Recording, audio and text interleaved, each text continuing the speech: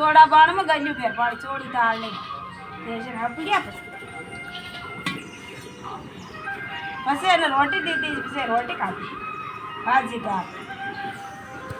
ये अंदर में ऐसे अपना में ने ते सब ऐसे पूरा ले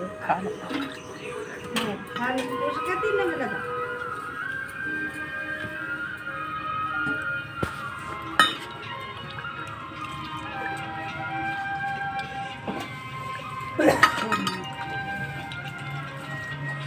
ऐसे टप में गाल दे थाली वाले सोक सोड़ो सो कपड़े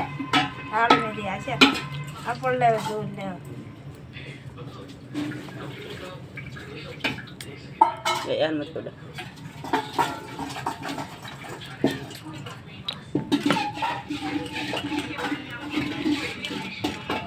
अब कई ते का पानी जा रही है कान दम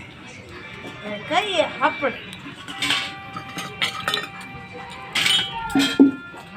गाद ले दे अपना दूध करे ऐसे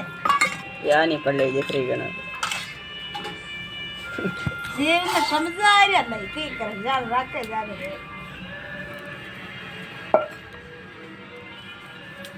तो वो